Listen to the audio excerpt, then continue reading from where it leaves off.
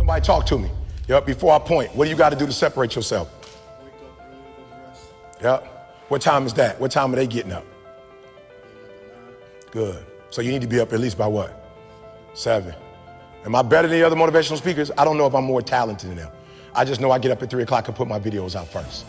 I just know I do 5 a day. So if you're actually better than me, nobody will know. Motivation is created when we combine action with positive self-talk. I have created someone who's unstoppable in the motivation department by the way I speak to myself in my head during my pursuits and my goals. I'm so about my goals, so about the commitment, the consistency, and the sacrifices that take place that I can't be stopped. I'm gonna go after it regardless because that is the result. The result is that I'm proud of what I'm after and that I won't fucking lack motivation. I'm proud of the self-talk.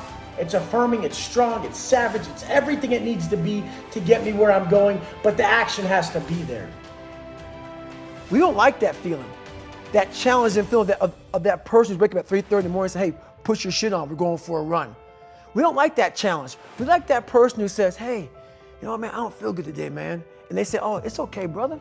We'll take a day off, man, we'll get a pizza and shit, watch the game. We like that. We love that feeling. Why? Because you understand, man, we're good, bro.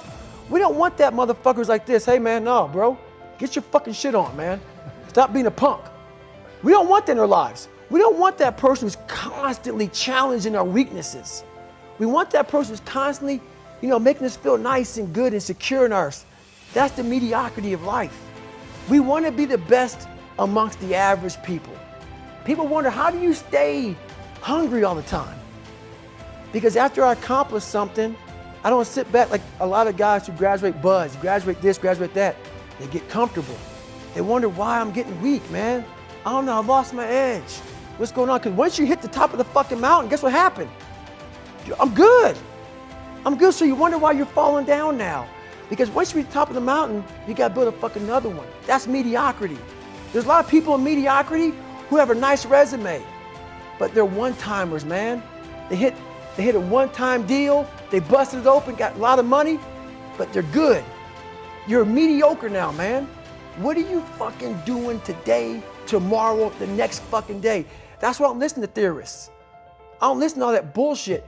I listen to a motherfucker who's like this, man. What's wrong, man? I'm fucking tired, dude. Why are you tired?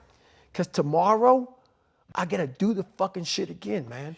Whatever the shit is that made me fucking nauseous and sick to my stomach, it made me hurt. There's no ending. And that's the person I listen to. That's the person who's gained knowledge. You gain knowledge through suffering. And on the other end of suffering is a world that very few have ever seen. It's a beautiful world because that's where you find yourself. You don't find yourself in over here. You find yourself on the other end. Like the 100-mile race I was on, I ran it for 24 hours. I found myself on the other end of that fucking race.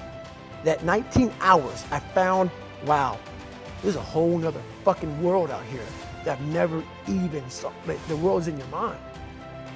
And that's what all that mediocrity is about. Mediocrity is contagious. I know from living that if you quit whatever you're trying to accomplish, if you quit, whatever you were trying to accomplish can never happen. There's not even a remote possibility. If you quit, there is no chance of it popping back up again, coming back later. Quitting is guaranteed failure.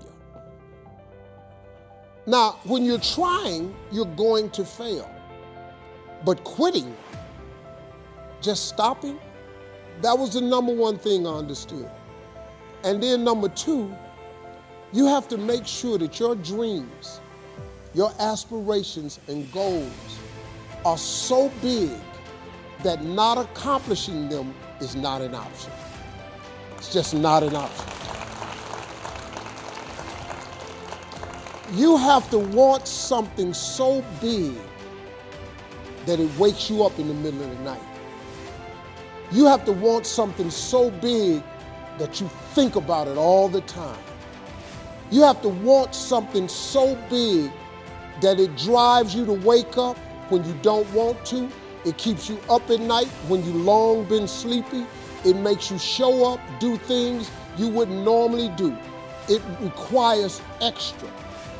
If you want to be extraordinary and not ordinary, if you want to be ordinary, live your life. But if you want to be extraordinary, you have to be extra.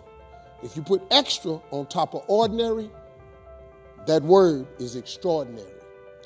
It requires an extra effort. If you don't want to do the extra effort, you finna be regular. There's nothing wrong with being regular.